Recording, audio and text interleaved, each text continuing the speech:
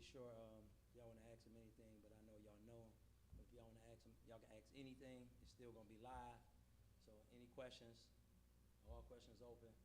And then after that, we'll network for a minute, eat some more food, and then that'll be it. Coming to the stage tonight, we're bringing you ready, Justin? You ready? You ready? All right. Make a play. Make a play. Duane Griffin. Tonight, we bring you a story that represents exactly what Make a Play is all about, transformation. Our guest is someone who made his name early, a standout running back out of Warrensville Heights, who took the talent to the next level to the University of Akron. But what makes his journey powerful isn't just what he did on the field, it's what he built after the game.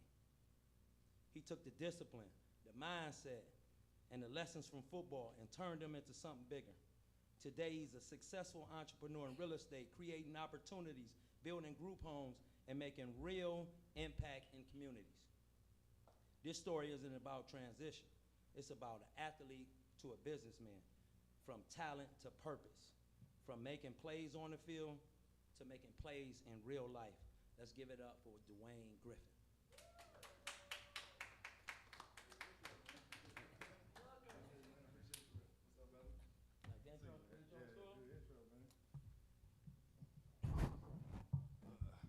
G, What's we going on, can hear everybody? you, G? What's up? No, we're gonna do the best we can. Okay. They got me shadowed down. I don't know what I did, but we here now. So I'm gonna start off with an opening question. Which was harder, being on creating on the field or creating something off the field? What journey would you say is the hardest? I think creating on the field, creating off the field was a harder journey only because you haven't gone that path as a young person. You know, when you hit like new plateaus and get to hit like different stages of your life, and you've never done that before, but then you channel back and you start to think about some of the things that created you as an entrepreneur. You be like, oh, I have been here before. It's just a different structure environment. Mm-hmm. And it's just a different change of life. I can remember selling fireworks, dinners out of my drop top car for my mother she made.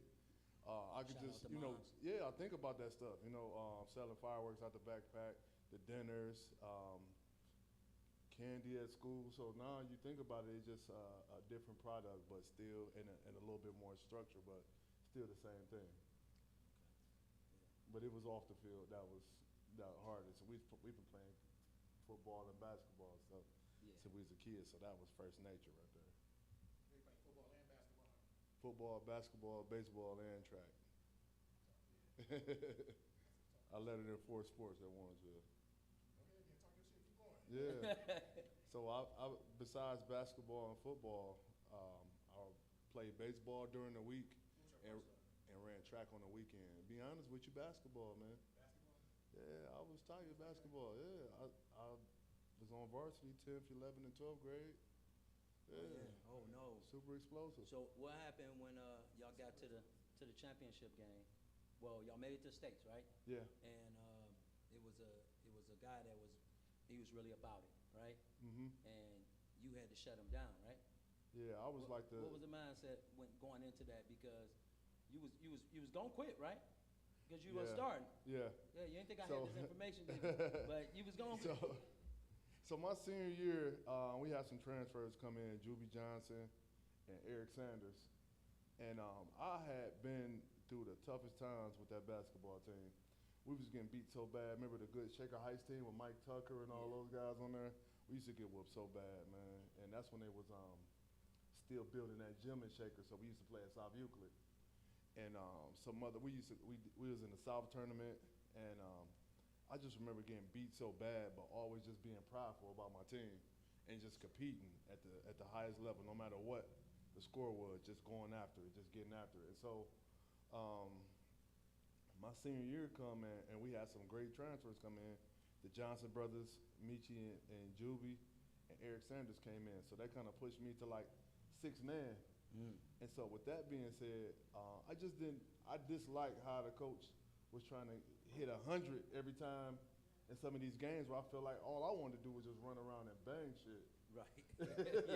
I just wanted to run around, from, the trash points and just being able to get something out of this from what I've been putting in during the week. And so, I walked to the coach, and then shout out to Coach Bloxon. He just retired from Warrensville Heights. He just like, man, D, you can't do this, man. And I just felt like I was trying to get ready for football, and basketball was over with. But shout out to mentors, man. They keep you in the game. And in that game, that it came back around that they really needed you to shut this guy down, right? Yeah, I was in this dude's face. He could smell my cologne. You hear me? I was in this dude's face, and I didn't care about fouls because I came off the bench, so I was in his grill the whole time, man.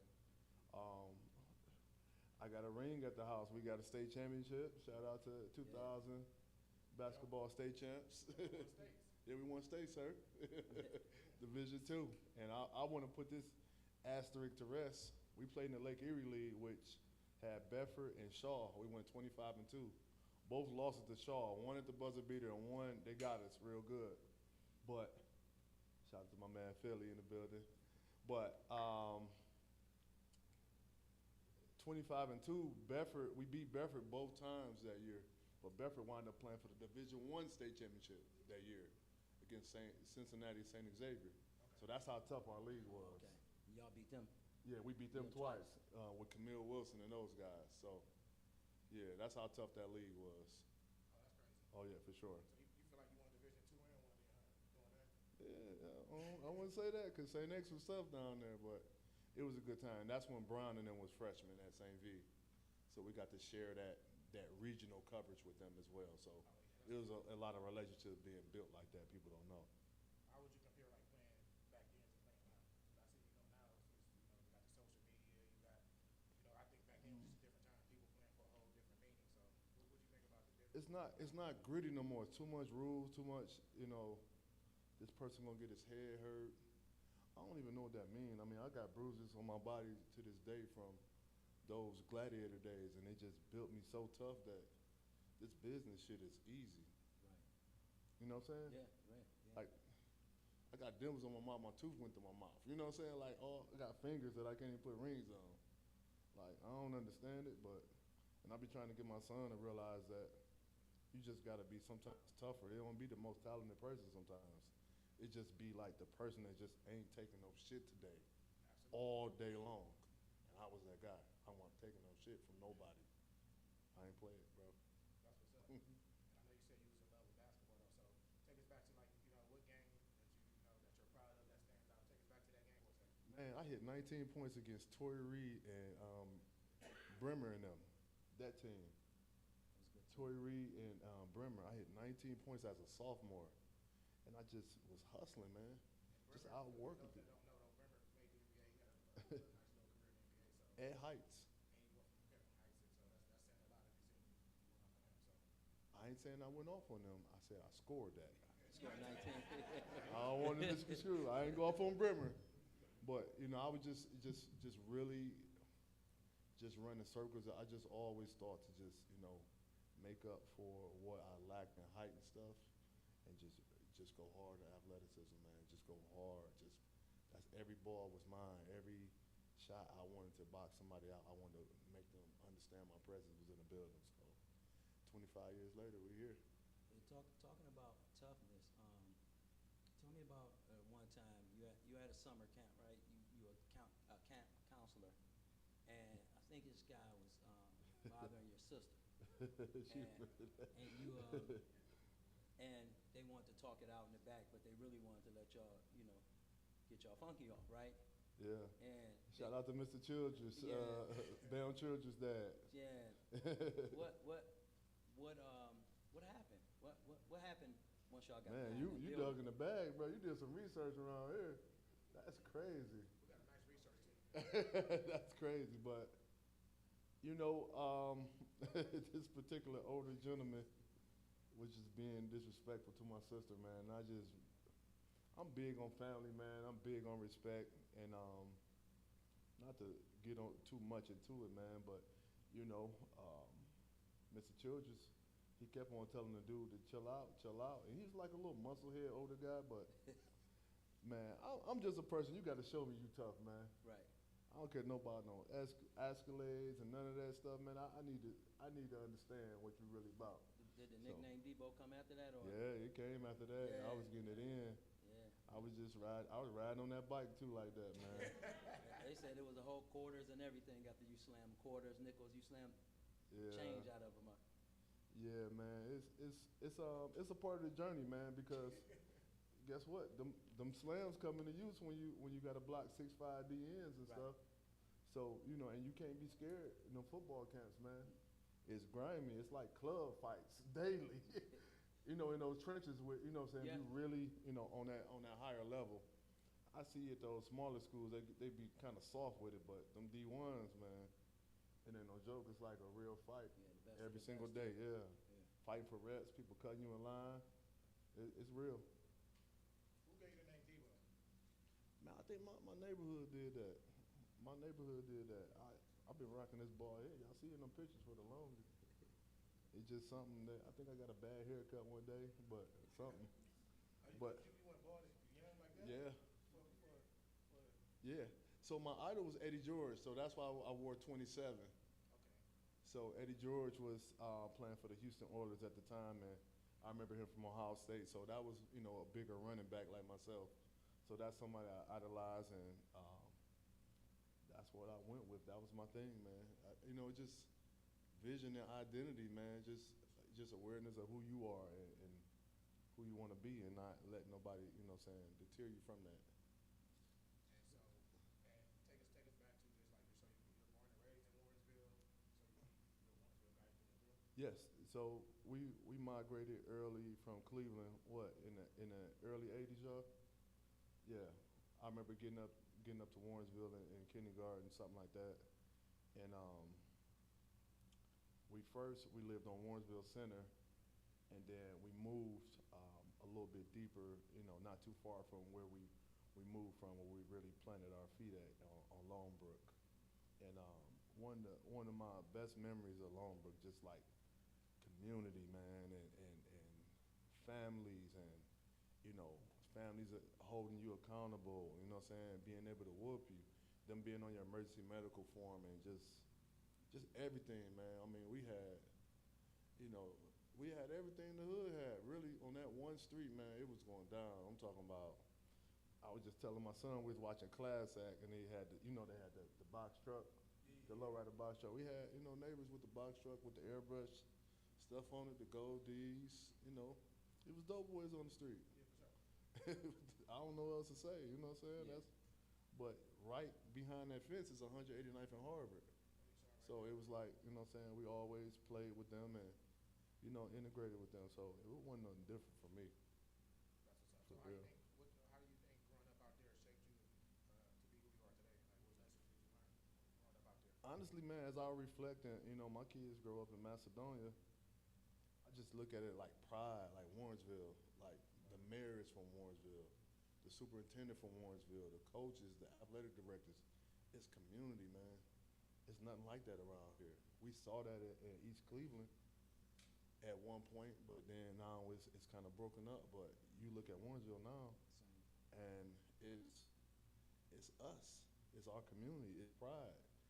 I went to the HBCU, Virginia Union, and in my music class, we had to memorize "Lift Every Voice and Sing." I knew that already since we was in the first grade. Am I right, Shira?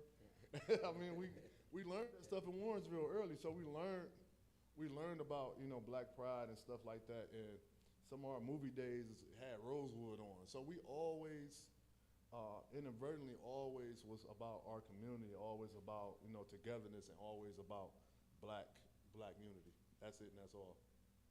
Yeah, that community, that's dope. For sure. That's actually very impressive. You said so.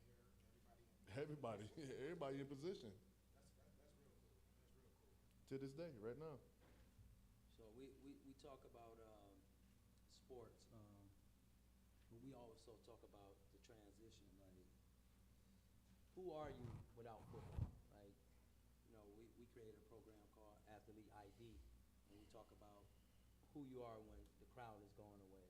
Who are you when the people not coming to see you? And sometimes it's just hard for a person to find that identity. Absolutely. I dealt with so many different things in that transition, and I dealt with, like, people, not wanting to be around me because I'm not that athlete anymore. I dealt with people maybe not praising you as much as you were in the past when you was on the newspaper and on the news and all that stuff. And it's a big transition, man. I think it's a big transition that we don't care to highlight enough in our community because, as we talked about, like, kids like K, who got, how many offers you got, K? 17 Division I offers. Clap it up for him, man. So you looking at me 25 years ago, you know what I'm saying? And I kind of got off the porch late, but I think I had like 11 Division I scholarships, something like that. But it's something else, the attention that you receive when you in that versus when you make the mistake here or when you make the mistake there. It really takes a true fighter to get within self and understand that it's a new journey ahead of you and you just have to deal with this stuff. So who I am, I'm a servant, man. I serve the people, I serve the community. I get that from my mother. She's been serving since I was young, and that's all I watched and seen growing up. It's serving people, going to court with people, taking in kids who got kicked out their house, all the above. So, I emulate some of the things that my mother always, showed, by example, and that's serving. You can always come over our house and eat. You always can just be able to come through and get some help if you needed that. You know what I'm saying? And I love that. So who am I outside of athletics? I'm a servant. So what are some of the things you had to unlearn from football to succeed in business? Because, like, we take a lot of those things that we learn from the game and we apply them to life. But when it comes to business, sometimes those things don't work. What are some of the things you had to unlearn when you stepped into the corporate or business world?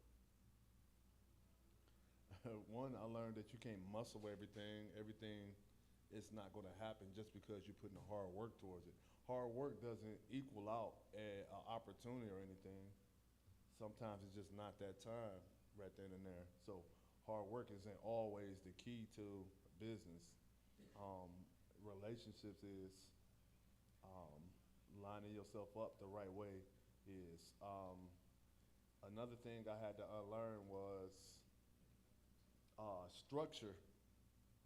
Structure when it comes to completing deals and following through with some things that I may have thought was easy to do, like cash in hand exchange, but finishing up with paperwork and following through with certifications and keeping that upkeep of that is a totally different beast than when you praise as an athlete and they just push the button for you and you just get to go in somewhere. Right. So it's so many things that you have to unlearn.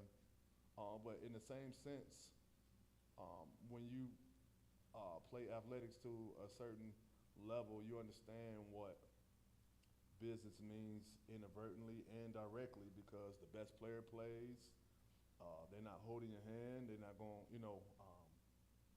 particularly get you going in a certain sense. You're gonna have to get yourself going. So a lot of things kind of coexist with one another, and then a lot of things, you have to learn on that journey. Opportunity is given to those who are consistent as well. So, you have to be a little bit more consistent when it comes to business versus if you're a natural person that can just jump out the gym, then you're fine with that. Right. Yeah.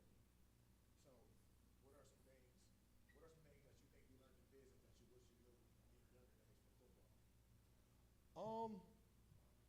One of the things that I think I would have learned in football is like not to not to spend my own money, man. You spend so much of your own money, man. I've learned so much about business lines of credit and business funding and stuff like that, man. It's just crazy how I've learned learned all this information, and now we at this point. But that's why we're here to, these type of platforms to be able to share that with the younger generation. So if my nephew Maddox and Kaylon and Mylan, they get their NIL deal, they know how to come back home to Philly and invest in a different branch of the vote, or be able to talk to us about funding and apparel and LLCs and protection and all the above. They're able to do that now because, we're in place. But, we didn't have that before for the athletes to really be their own brand and stuff now. So that's very important right now, for sure. So I know since you mentioned like NIL, what do you think about NIL, like the state of college sports with NIL? I love it, man, because I had survivor's remorse in school, man. I had survivor's remorse just from thinking back like, damn, I made it, but my family's still back there. So every chance I get, I came home, I sent money back home, whatever I need to do to make myself feel like I was not leaving my family. And so they get so much money now. I just talked to one of our kids' family that's down at O State, but I mean, they getting 6 figures, and that's, they are able to take care of their family and still be able to be focused, because the pennies that we was getting is totally different from what they're getting. But I think it's due. It's been a long time due. I think they kind of jumped off the edge with it a little bit.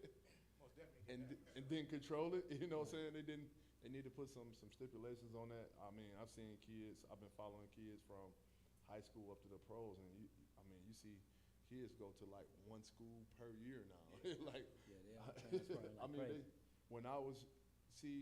You had to be solid on your pick. So when you picked to sign to a school back in my days, if you were to transfer to another Division I, you would lose a year.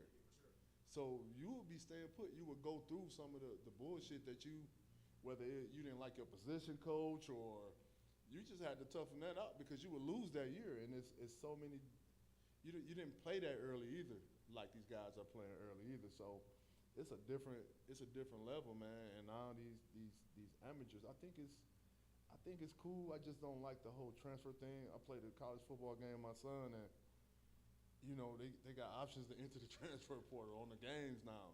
So, and then, you got, youth football. Well, my nephews, everybody is like in the transfer portal, and they make them post about it, like youth football kids. I've seen it. I've seen high school kids talking about transfer portal. Where we going with this, man? Like, you know what I'm saying? So it's to me, it's teaching the kids to not stay down with something, or not work through an issue or a problem. And it could be something as simple as not liking a coach. Well, you're not gonna like everybody that you particularly go to. I ain't like the linebacker coaches. That I don't gotta like them. I'm the running back. Yeah, for sure. So I'm with it all. So but my option wasn't to transfer. I had to stay there. Wasn't nowhere else to go. Wasn't nothing else to do but stay down with the process. And I just think they just bail them out with this stuff sometimes, and it's too much for me. What you do to change it if you had the chance to do that? I would say limit their transfer ability to at least 2 schools. I say 2 schools and done. What about the age? Age, I think age is very important. I mean, that's maturity. Some of these kids are mature, and like 22, 23. Because at some point, I think the game becomes like mental instead of physical. So as you start getting older, it's a mental thing. So it's unfair. Like they got kids 24, 25 going against 17, 18-year-olds, and I just think that's kind of crazy because of the mentality of 22, 23, 24. yeah, you look at Indiana. I'm a sports guy, so I know the stats and stuff. You look at Indiana, and you look at their average age on that team Crazy. that won the national championship, and it's almost not a coincidence. You can't even say that's a coincidence, because they battled the test of time. But you look at the average age on that. I think they had the highest age average on their football team. They won the national championship. Statistically, shout out to that coach too, because they got them ready. But I always tell people, what's crazy is what happened last night, Wayne. They was at Sky Zone, and they pulled in. He pulled. I'm like, oh, y'all lost. They went like 20-1 on the Sky Zone court, right? It's like, man, that dude he's 20 years old and he got tattoos, Dad. And I'm like, I don't give a fuck. I went crazy on him, but I was thinking in my head, like, hey, chill out, man. But right. I'm like, I don't don't care. Y'all jump his ass. Didn't I tell you that last night, Wayne? I'm like, man, I don't give a fuck. Like, I'm just trying to just make him have that killer instinct. I know in the back of my mind, son, I know he a little stronger. Son, I know he out there bodying shit probably, but I just want you to be like, he got to put you down. Like, you got to be throwing up and just laying down for you to be like, all right, he kicked my ass. You know what I'm saying? And then we're going to figure out what we need to do to get back. So it definitely should be a limit to it.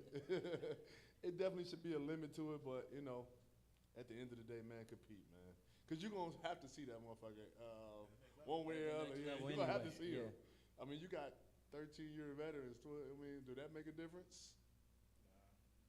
So, you know, it shouldn't make no difference in college, man, if they allowed to stay there. D1 almost structured so you can't be that old. Right. No, they like 20, 25, 26, right? Well, they getting all those red shirts and all that other stuff now. You know what I'm saying? So This basketball with St. John's just signed a dude that played like, he like 24 and played in Europe for like 4 years professional. He about to be a freshman at St. John's. They gave him like $2.5 million. yeah, see, I thought so. It's not the clock ticking thing no more. No, they can do whatever they want to. Junior college Yeah, is so- free now. Junior college don't count no more. That's crazy. I mean, I went to junior college routes, and boy, that was Last Chance U. Shout out to Last Chance U. That's one of the best series I've ever seen in my life, man. Basketball and football. So the basketball? Basketball and football. The one in Those are the California series. for the basketball and the one for football. It's just so real, man, because I understand some of my guys. I played junior college up in Buffalo, so it was 6 of us in one apartment, and I'm going to tell you, all the Cleveland guys was up there. Dante Whitner, London Fletcher, Lee Evans, and one more guy that was at Buffalo, y'all, from Cleveland. It was crazy. It was a lot of Cleveland guys on Buffalo. Oh, Nate Clements. Those some big hitters though. Nate Clements.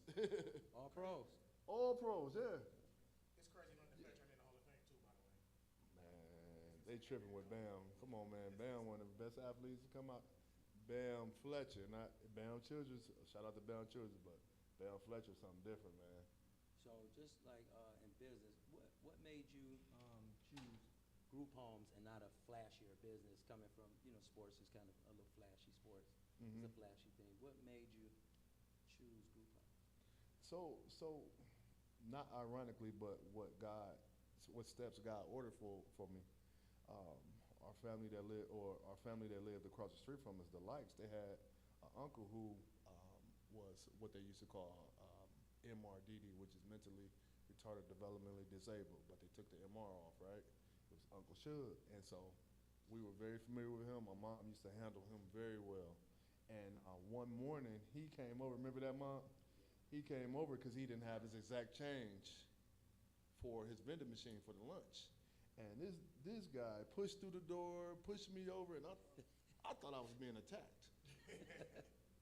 But Uncle Shug, good people, everybody know how to handle them in the neighborhood, but you have those individuals like Uncle Shug, and then I go away to junior college.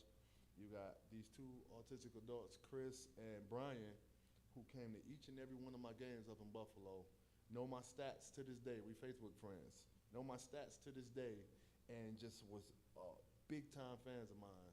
It was an autistic program there at junior college in Buffalo, New York. Then, leaving there, working in the school districts, I started working part-time in group homes. So it's always been a part of my life from growing up, in the neighborhood all the way up to my professional career, where I started working part-time in group home. And just so happened, I got into a situation where I got into a physical altercation with some students at Warrensville, and my license got suspended for life in the state of Ohio. And so that part-time job became full-time, and that's the journey that started with me.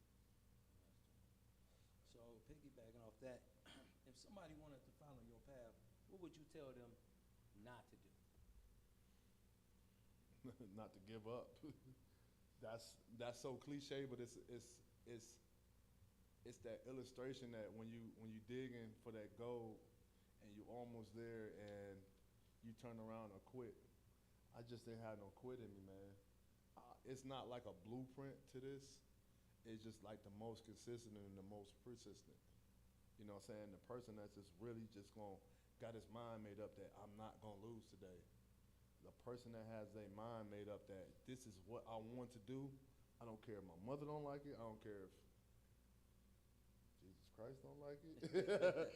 No, but it's just that mindset though, to believe that I'm not quitting no matter what.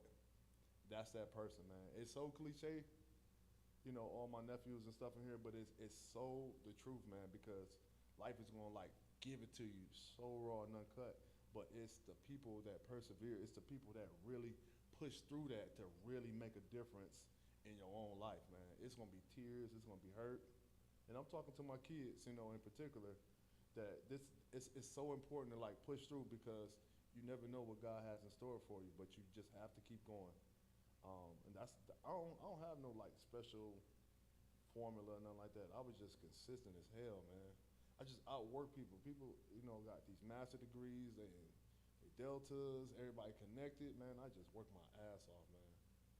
That's the blueprint. You got a guy from Warrensville, OD, who speaks highly of you, but he said that same exact thing, right? You just don't never give up. You're coachable, you ready to learn, and just digging and talking to people from Warrensville, that's exactly what I got. Like exactly what you said, that's exactly what I got. That's why I got some of the information. Oh, that's what's up. I was up riding around Warrensville, knocking on people's door, like, hey, y'all know Debo? So I got a little information from him. For sure, Yeah. for sure, man. So what's one of your biggest hurdles, you know, to get to the place you're at right now, or one of the biggest hurdles you have to face? And what you do to, you know, to get past that? Man, shifting from an employee mindset to a businessman mindset. That's a tough one to do. Yeah, because it's slavery, man. They pay you enough to forget about your dreams. So they keep you comfortable enough for you to say, that was enough for today, let's take it in. No offense to nobody that's in here that works. But at some point, when you know that your value is just as good as gold as the company's is, it's just a mindset to shift that. So during that process where I saw how much the company was making, and this is like, I say this on my slides when I go speak out of town all the time, but it's so true because I saw how much the company was making, and every time Gerald act a fool, they're gonna call me. They're not gonna call the owner that's probably in Punta Cana somewhere. They're gonna call me, so I had to understand that I was being leveraged, and if I didn't want that treatment, or I was still in what they call a higher position, but I understood the hype behind that as well. And it was kind of like a network marketing type of hype where they tell you that you're at the top of the company, but I'm like, damn, I still be going in all the damn time. People calling off all the time, like, this not freedom to me. So that day that I saw that budget from the company, that was the worst thing that they could have done to me. So I planned my escape. It took me 5 months to get my certification in 2019. Philly, can I tell the story right quick? Because I'm just reminiscing. Man, my boy Philly Weed, man, we used to work in the group homes together, y'all. I used to relieve Philly, and people think Philly bougie. I tell T this all the time. People think Philly bougie, but I understand it now because I'm just at that level. I don't like dirty shit. I don't like nasty stuff, and Philly was just like that back then, right? So when I used to come in, Philly used to like lay his blanket out on the because he used to work third shift on Kinsman with a very aggressive client. And so we knew we had the same, Elena, shout out to Elena, she introduced me to group homes. So we had the same client, but I used to relieve Philly, but he used to be laying his blanket out real nice. But the point of the story is we was all in that grind together. And I remember me telling Philly, like, bro, I'm gonna start some group homes, man. And it didn't happen then, but planting that seed, boys, planting that seed today, saying it out loud and writing it down, it does so much for you, Asa. I'm telling you. Write it down. Say it out loud, man. I promise you. Denise, we had my sister Denise, we had the what? The party. The board, the vision board party, I'm sorry. We had the vision board party, and I wrote down bingo hall, nonprofit. I wrote this stuff down, y'all. I didn't have none of that stuff. And I promise you, man, if you moving with no malicious intent in your heart and you trying to get stuff done, it will happen, man. everything that I wrote down, that I said out loud, it came true. I never said that I wanted to go to the NFL loud and clear. I never said that. I've never said it. If anybody in here in this room can recall, I never really said that I was surviving. You can't survive. You gotta talk your dreams into existence every single day.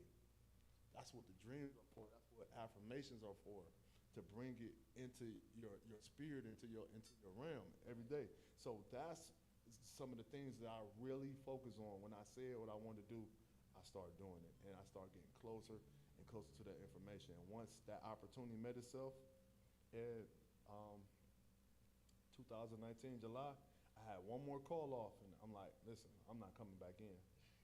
And I started that journey, man. And it didn't take me long because I was already built up in the community already. I was already built up, so that was fun, man. That was a fun transition. You know, Yeah. that mindset you're talking about was, I was talking with Arvell, Reese's dad, and before the season, he was talking about what numbers he needed to go to the NFL. And his dad was asking him, is he coming back for his senior year? And he's like, no, I'm not coming back.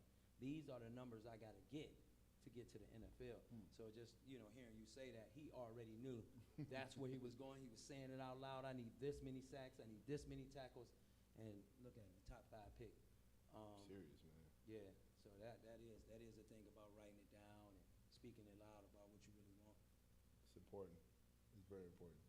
So I can tell by like how you speak about this, and this your passion. This is passion for group homes and taking care of people. Is that something that you ever envisioned you want to do when you were a child, or I know you said you didn't think about going to the NFL. Was there any other dreams that you would have thought you would have been doing? Honestly, not at first. I just always strive to be like the men that helped me out, and I was teachers, that was, men in the community and stuff like that, you know what I'm saying? My dad, he's here, and to be honest with you, we had some tough ups and downs, but I always tell people, I always reflect on me going fishing with my dad. Shirt and tie day for, game day. My dad showed me how to tie a tie. It wasn't another man. It was my father, you know what I'm saying? So, and just identifying that, the good in things and not so much bad all the time. We, in our community, focus on so much negativity that we kind of focus, it's hard for us to focus on the bad stuff, but I take those good things and run with it. I dreamed about the good times that we had instead of the bad all the time. So, yeah, man, that's where I'm at with that. All right, we got something we call rapid fire. Mm-hmm. I'm gonna shoot some questions at you, and you just pick one. Friday Night Lights or Saturday College Game Day? The old Friday Night Lights. The old Friday Night Lights with Booby? No, it's your era Friday Night Lights. Yeah. With down in Texas with the No, that's just Friday Night Lights. Like Friday far as, Night Lights like high all school, day, yeah. man. Friday Night Lights. Yeah. Oh my Yeah. goodness, man. Friday Night Lights. Yes. Yes. Yeah. BW3 in Garfield. Big boy. Spend the night over your boy's house. Wake up for our Saturday game. Everybody piled up in the living room. Video camcorders. Going to the bowling alley before the games with your T-shirt on, representing your teams. Like, you can't, man, you can't escape those memories, man. Just like, going to the carnivals, repping your team. Just like Touchdown or closing a deal? touchdown or closing the deal. Or closing a deal. I say closing the deal. It's a different type of high. Film study or business strategy? Business. Coach yelling at you or client complaining? Coach yelling. Legacy as an athlete or legacy as a businessman? Legacy as a father and a humanitarian. Yeah, that's tough. So I saw how excited you got about the Friday Night Lights. So we're gonna stick on the high school. A question we like to ask people on the show is, to give us your Mount Rushmore in Northeast Ohio. We're gonna do football and basketball. Ooh. So we're gonna do both. So we're gonna start off with football. So we got 4 spots. I'm I going. like to tell people 4 spots. I'm going all my opponents that I face, and maybe I'm gonna go all my opponents. Lake Erie League was crazy then. I'm gonna go all my opponents. Go ahead. I'm sorry. Uh, I'm gonna go football. I gotta put Nate Clemens up there, man.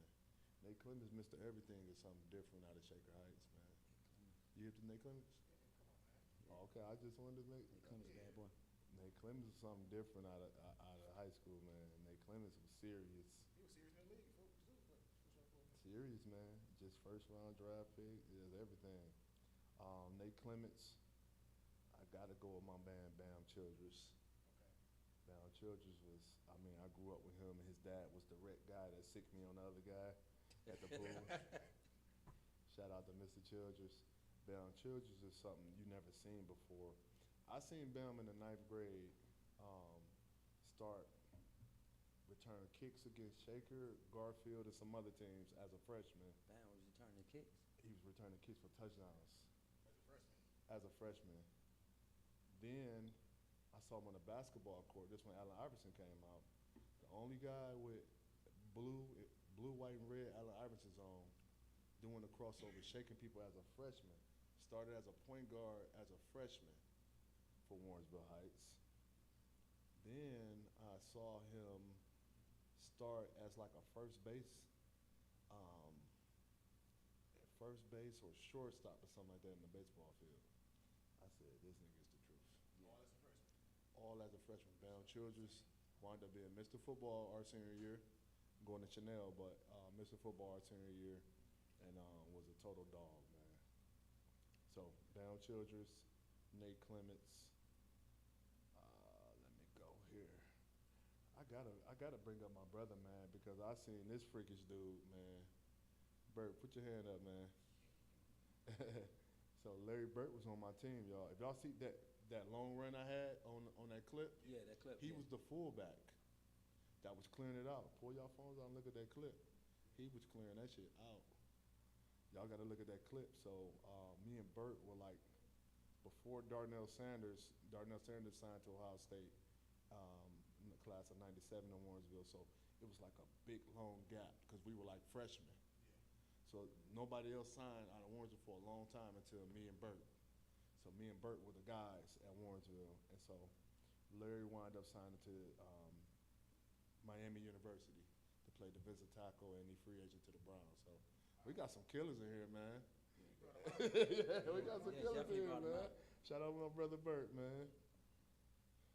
My nephew Maddox right there. Raise your hand, Mad Dog. On his way to Akron Hovind. Kid just turned 14 years old, man. He's going into the fall as a freshman. Yeah, man. You guys looking at some guys. Yeah, there's some guys in this room. Yeah. So you got to give me one more. That was three. That was three. Show me my opponent. Let me move faster, y'all. Nah. James Taylor out of Garfield Heights was tough, man. James Taylor out of Garfield Heights signed to the University of Michigan. Y'all do your research. I know these guys are killers. James Taylor, wide receiver, Garfield Heights. He actually grew up in Warrensville, then moved. You see a lot of that with Warrensville because there's so many apartments and rentals out there. You know what I'm saying? So you might have kids with you, early on, and then they might transfer out. So James Taylor out of Garfield Heights, I think he was an All-American, man, if I'm not mistaken. I know he was All-State for sure, but signed to Michigan, wide receiver out of Garfield Heights, was a dog. Signed to Michigan. Signed to Michigan, y'all. I got one more. That's it on football. You Okay. on basketball.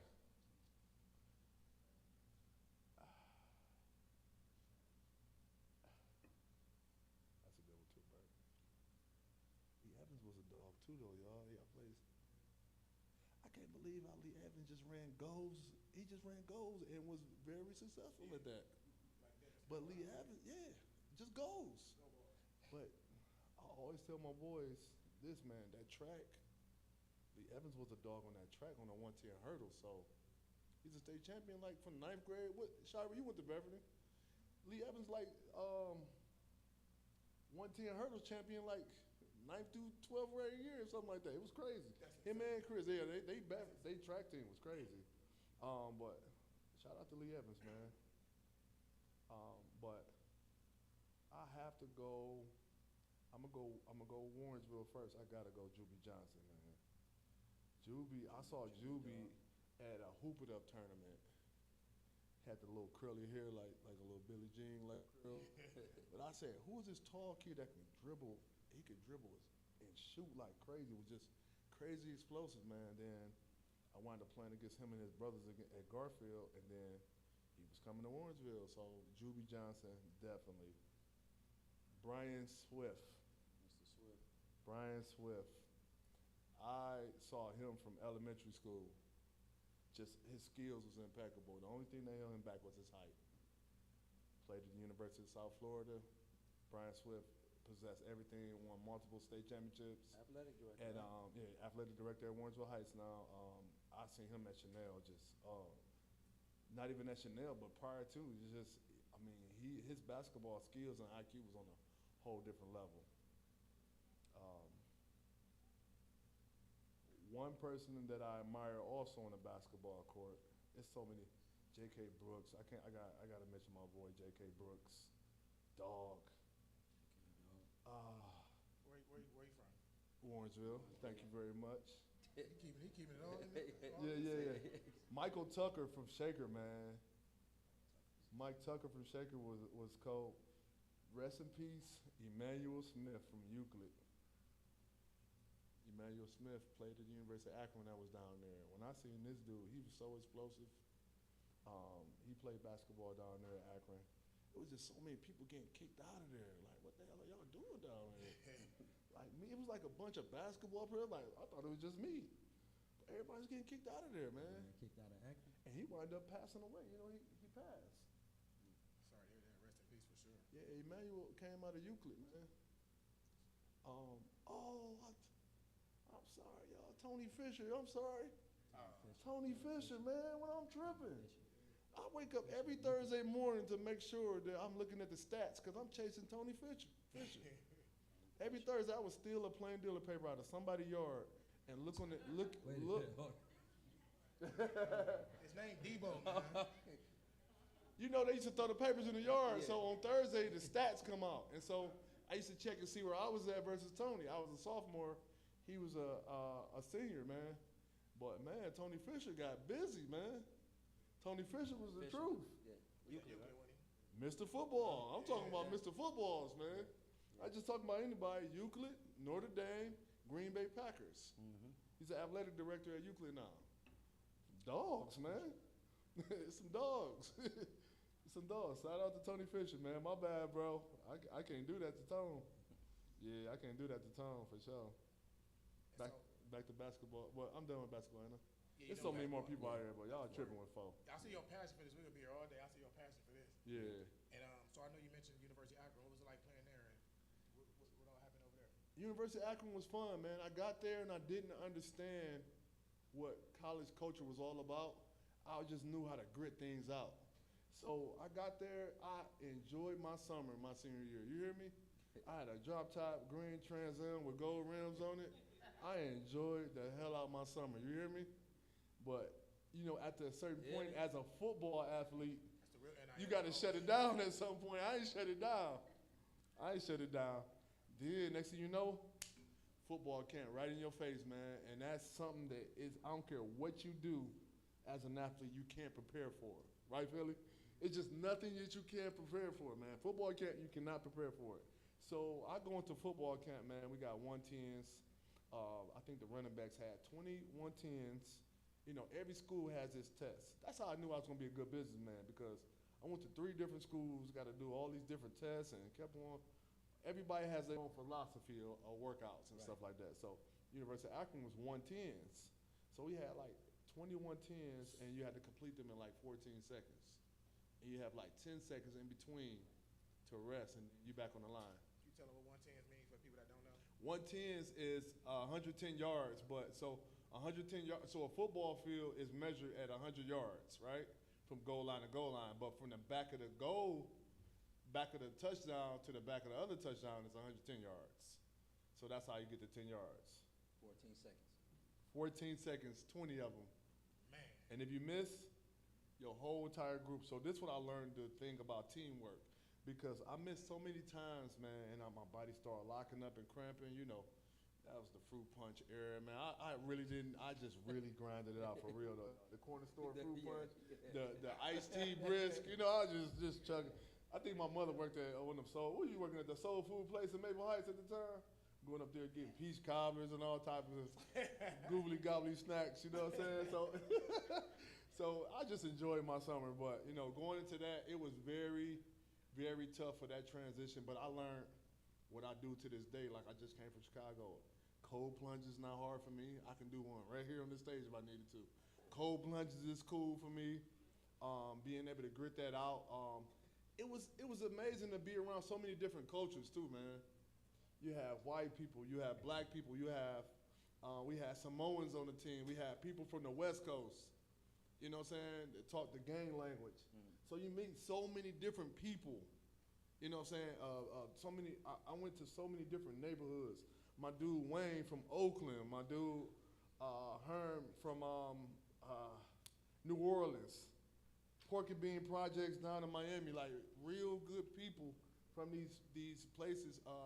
Chicago Cabrini Greens when it was up. So many different people, you know what I'm saying, from different neighborhoods. Cabrini Greens. Yeah, Cabrini Greens is definitely tough. Yeah, man. So it's like that, man. You just got to steal your reps, man. You got to get in line and steal your reps and get them. And you gotta fight, man. I remember the first fight broke out, man. Helmet swinging, it's the linebackers against the O-line. And the O-line told me, walk up to me and said, if you don't fucking fight us, I will never block for your fucking ass again. Fight us? Help us fight the linebackers. It's an offense versus D. It's like two teams in one. Right, Bert? Like when you get to school and stuff in the NFL, it's like separates, right, Philly? Offense is like offense, and it's like defense is defense. And we don't fuck with y'all, and we don't fuck with y'all. It's like that. It's like that. And they create competition every single day. And it's kill or be killed, man. It's really kill or be killed, man. So I'll be in the line, waiting on my line. I'll be counting like that. 1, 2, 3. I'm the third person. That nigga the third person. That nigga about to get it. And I had these conversations in my head. Though. But you got to get it going right now. Ain't nobody gonna pat you on the back and say, come on.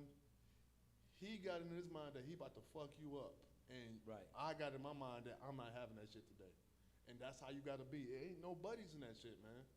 They're going to try to take your spot. And that's what I try to get my nephews to realize right now, like all that funny cop doozle with people shit, that shit, you fighting for a spot whether they know it or not. Yeah, for sure. And the scholarships is getting slimmer and slimmer. They starting to get the transfers now. So now you used to see classes of 20, 12 people sometimes.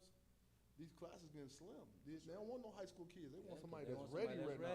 They want somebody that's ready. They want somebody that's ready right now. So it's on the cracking, man. I'm trying to get to the shift that gear, but that's on them. They got to shift that. I can't play for them.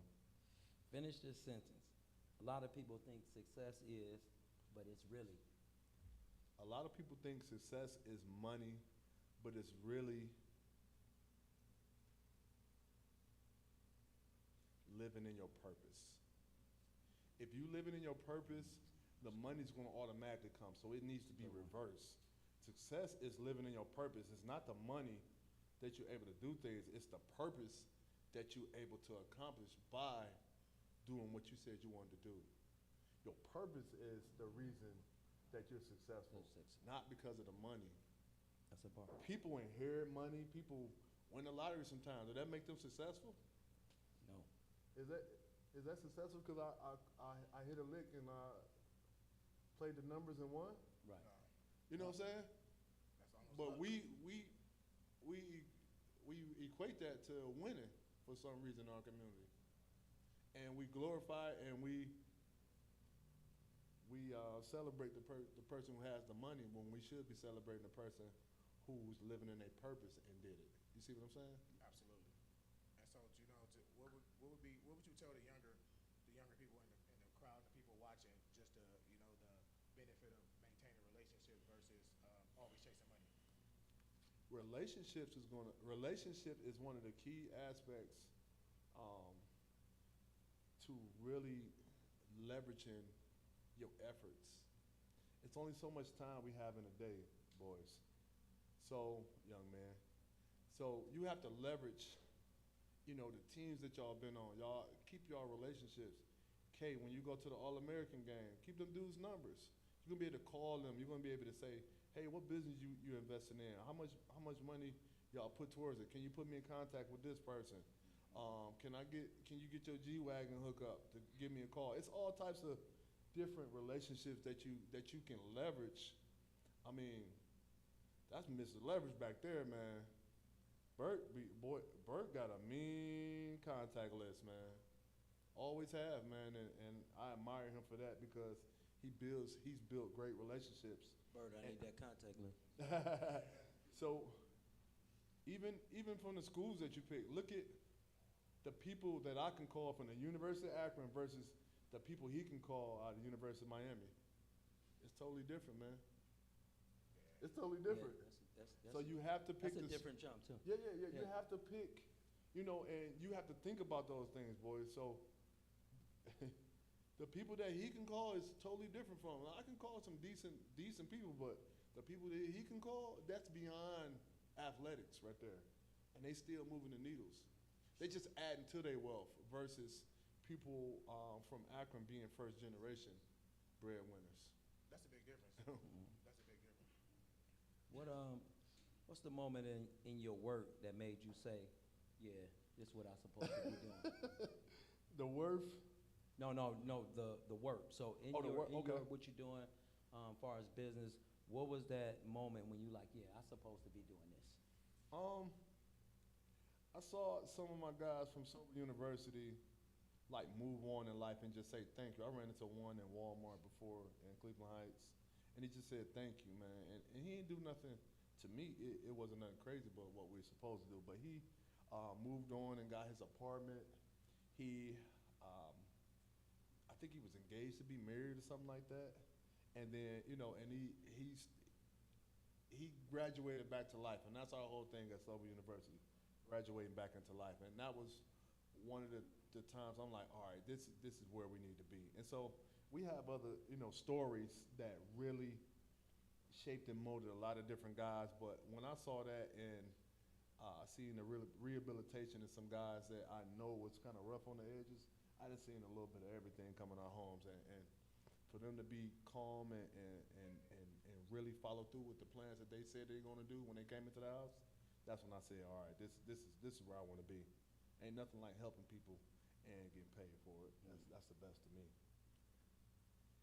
Yeah, so we talk about, on this show, we talk about it's an athlete's journey. And most people don't understand that journey. And sometimes when all the fanfare, when all the things go, you lose your identity, we talked about, and sometimes you hit rock bottom, depression, all those things come. Was there a time in your life where you were depressed or feeling down or feeling like you couldn't find your way? Absolutely, man. When I got academically dismissed from the University of Akron, I couldn't even believe in myself. You don't think shit stink till you smell it. Right? Mm-hmm. So I'm sitting at a cookout. Let me give you this quick story. So I'm sitting at a cookout, and my dude Darnell Sanders was playing at O State. Akron was opened up against O State my redshirt freshman year, and his dad like, Debo, you getting ready for that game, man? I know you coming for blood. I said, Mr. Sanders, I want it all from them. They ain't recruit me. I want it all. I was getting recruited by O State, but I just didn't get that offer, right? Mm-hmm. And so my ass up there lying, knowing I just got kicked out like 2 months ago. Knowing that ain't no way, ain't no point of no return. I'm not going back. Now, I was on the team. They kept me on the team, but I knew I wasn't going to be playing that game. I knew that already. And you just be in denial, man, and you just try to keep this thing going until you just, you get either confronted by family or friends, or you confront yourself and you look in the mirror and say, it's time to roll. My roommate, since I was 19 years old, my dude Tone, shout out to Tone right here. Tone, Top flight security today. me and Tone lived together, and he remembered that I was on the team still, and we were living off campus together, and I used to treat practices like it was my games because I couldn't play in the games, and I just couldn't pull it together down there, man. And I wound up fell in my last class with a C minus, so they brought me back my freshman year to say I can't fail no classes. I failed with a C minus in my math, and they said you got to go. So I wound up just like hanging out there, just being on campus and stuff like that, acting like I'm going to school and stuff, and I really wasn't in school no more. I was done. And hanging out with the guys that came out there from East Cleveland and stuff like that, fighting, got my eyes split, fighting, just angry. And that was one of the hardest times, man, until, I had to leave and had to come back home and live, lay on my mother's couch and deal with reality. So that was big, man. And a lot of people can't get through that stuff, man, because they be in denial. They be in denial, and then they don't know where to turn or where to go next. So I wound up, going to Mr. Children's. I was lifeguarding and working in the school district again, and then I wound up pulling myself together, and then I went away to junior college in Buffalo, and that's what kind of kick-started my career again. So shout out to JUCO, man. JUCO was off the hook, but Yeah, JUCO's a good place. yeah, I thought it was soft, man. You got guys returning home from prison, transferring from Yeah. D1s, Yeah. all types of individuals, man, and it was some good rec. It was some good rec up there. I tried to downplay it because it wasn't D1, but the only thing wasn't D1 was the facilities, but it was definitely some top-notch players coming out JUCO for sure.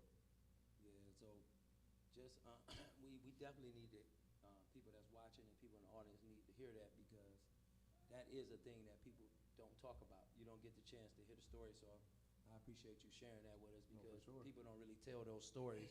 They just tell about the numbers and how and everything positive, but they don't tell the stories, and that's just bigger. So thank you for that, though. Oh, yeah, Yeah, absolutely for sure. welcome. That's like important because like those type of moments people deal with even outside of sports, and so you sharing that is definitely could probably help some people get through that, because like I said, that no matter what you do, you deal with moments like that when you're probably embarrassed to admit something or you failed, and people don't like to admit that failure. So Yeah, even now with my nephews and my son in here, it's like y'all don't gotta go that hard in football like me and your dad had to. We got a way out for y'all too. We just want y'all to be the best. We just want y'all to be the best and give your ultimate best. But we got something waiting for y'all.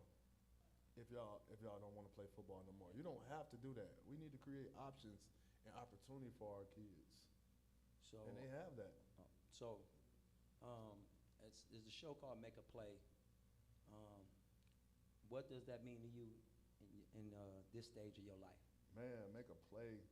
Make a play is mean like make a connection, add to what we already have.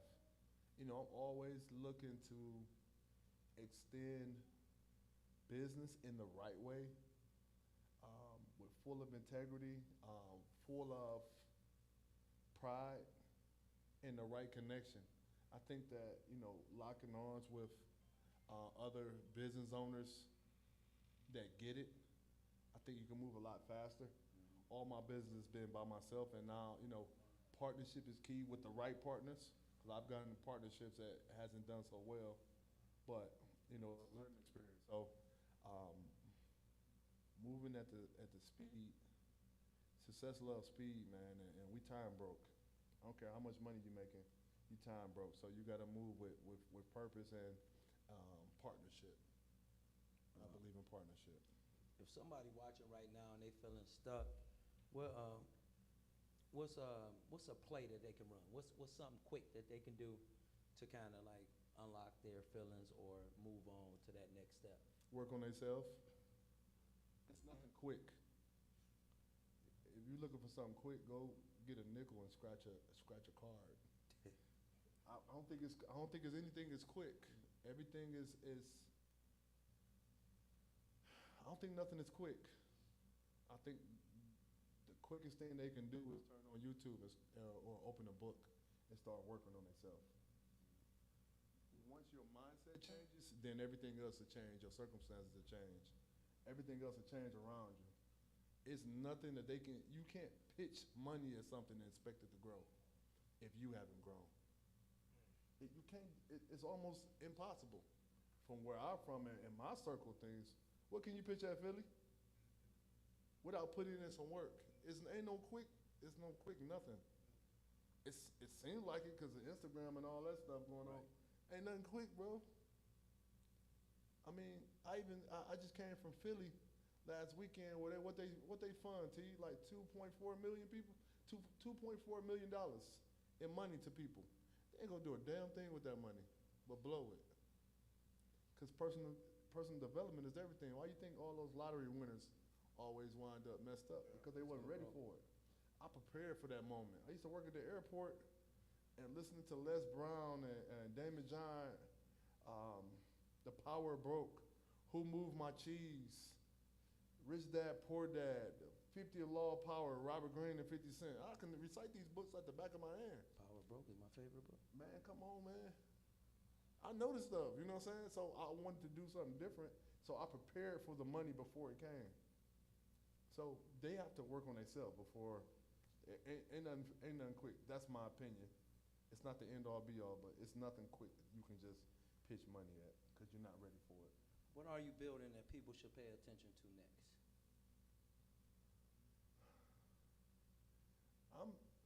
I'm really trying to focus on helping people start these homes up.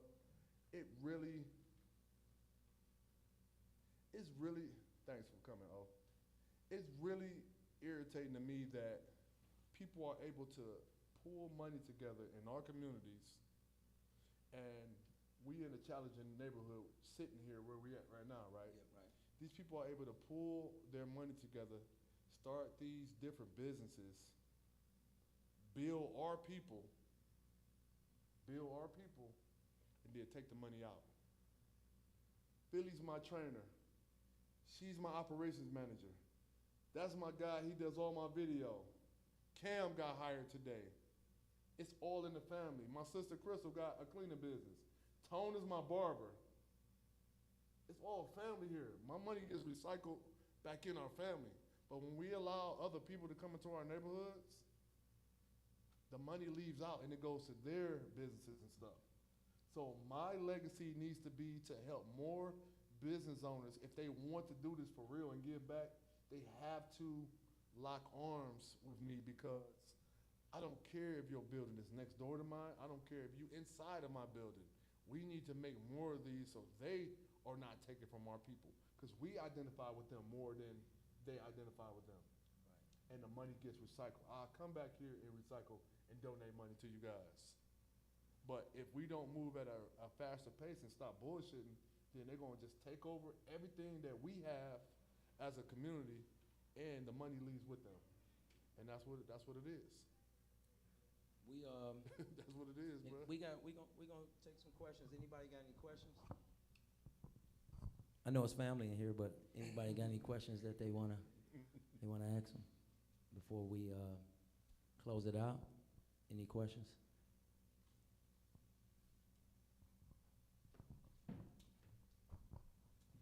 If there's anything that you want to change, let's just say something happened to where you fell into a coma and you dreamt about the life that you have and the things that you went through. And you woke up, what would be your first move? Damn, Philly.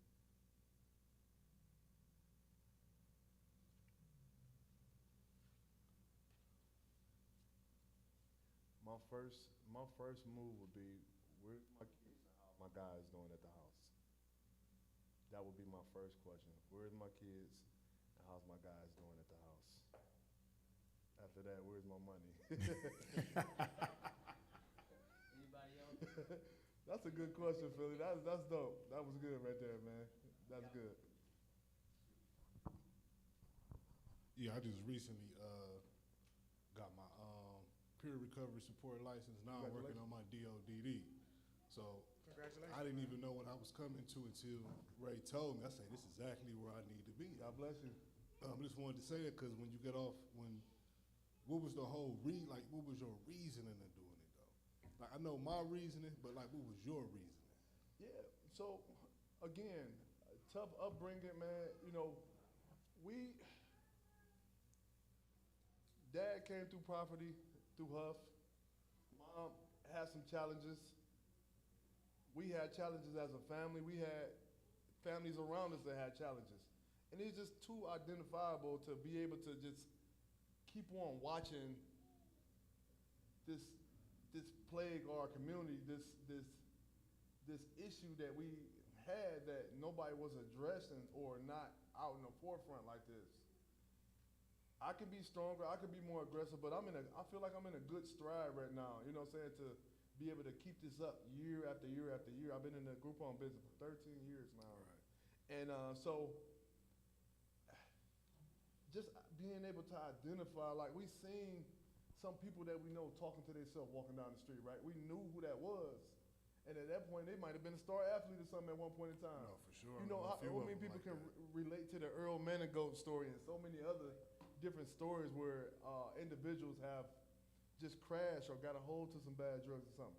How do we bring our people back? Mm-hmm. How can we identify to the point where we can create treatment plans for them and be able to graduate back to life? They don't have to be balling out the gym, but we need to bring them back in some type of way without them being exploited to the powers that be. So I try not to lead with the money and all that stuff on Instagram. I hope and pray to God that God approves that. But I really try to talk about, you know, community and being able to get our people out of different circumstances. That's the biggest thing to Sure. have more people get taken out of these circumstances. Congratulations to you, the DODD. Thank you. That's the first business I got into, man. When I say billing like $36K a week in Medicaid, Yeah. it's all relationships, man. You can get on that portal and hunt for clients all you want to, but building the relationships in the community has got me. That's also. where I see is all in the community. Yeah. So, and build a team to help you get there faster, man, because you're going to burn out, bro. These case managers and stuff like that, they are overworked and underpaid. Mm-hmm. So your phone call, how is your phone call going to be distinctive from my phone call? Right. You see what I'm saying? Man, I done had happy hours for case managers, man. Make them feel special, man. Yeah. You got to know the psyche of people. Philly know the psyche of people, man. That's what makes him a good business owner. You got to know the psychology of people. I know one of my DSPs, direct support professionals, been working doubles for like the last week. I'm about to give them their favorite bottle. Right. You got to acknowledge that. If you can't deal with people, then this may not be the business for you, because it's the psyche. You gotta get into the psyche of individuals. And sometimes you got to go down that path, because I was left on shift before. So I know the person who stayed on that shift, when didn't nobody come, I got to make sure I got to take care of them. Get them a massage or something like that. Right. Who knows what it is, but take care of your people, man. Be a people's person. You got to be amongst the people. I sat in AA meetings. For sure. My house sat for 4 months before. I didn't know who to call. I come from the DODD aspect. Mm-hmm. So I didn't know how to, when I started the sober home, I didn't know exactly who to call. That wasn't my language. That wasn't my thing. So once I started catching my rhythm, I started getting into meetings and sitting in meetings and understanding these guys' stories, man. It's some beautiful people, man. I didn't see former athletes, I've seen teachers. a little bit of just Yeah, being in the teachers, streets doctors, and yeah. converting, just seeing a little bit of everything. That's what made me want to get into it. Like the same people, I help further their disease. I want to be the person to help them get themselves together. Like I'm helping y'all, but y'all helping me too, because we all dealing with trauma. Absolutely. Yeah. Absolutely, we all are. So I identified that we need to at least come together and just be able to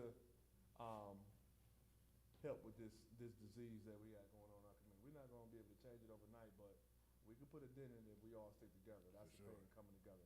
For sure. Thank you for your question.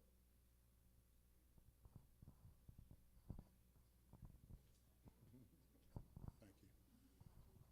So obviously, I know you personally, and I know your story. I know what you've been driven to.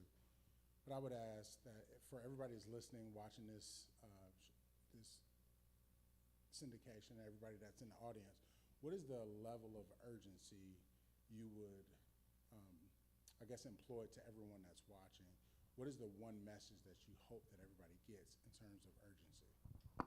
Good question. Good question, Bert. I love you, man.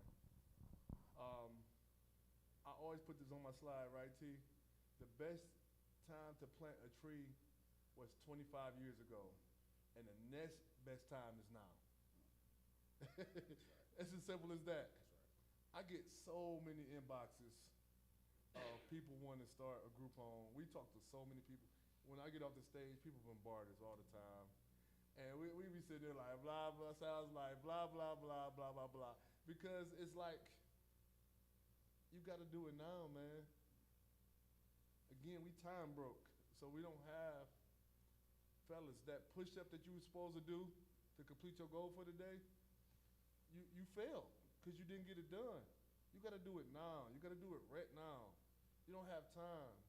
I was just telling my son, I'm starting to see these kids that's getting, class of 28, and I know he's 31 right now, class of 31. So I'm like, yo, it's that hole is getting smaller and smaller. So a day isn't wasted if a memory is created.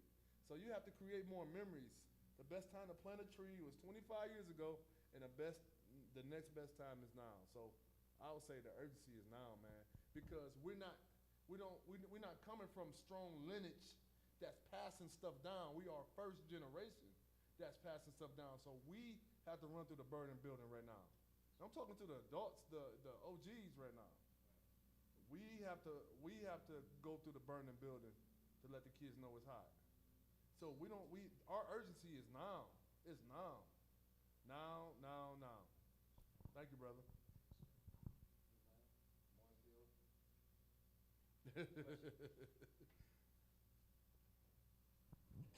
Thank you. Shira, half and half. We love you, Shira. Shira grew up with us from elementary school, by the way. She knows where she's from. So we'll wrap this up, y'all. Ain't no more questions. Thank you for pulling up. The experience been great. Questions been great. I hope everybody out here that's watching, the people here got something out of it. Thank you. Thank you, bro. Definitely Thank you for having me, man. Long time, man. Thank you for doing that. I will say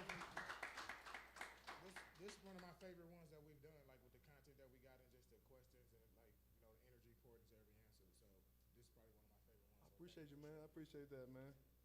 Appreciate that as well, man. I took a lot out of it. I forgot where I was at. I was at Yeah, man. It's real, bro. Make sure y'all get Philly number, man. He got to come up and share his story. Yeah, I'm gonna give him. He even came in here.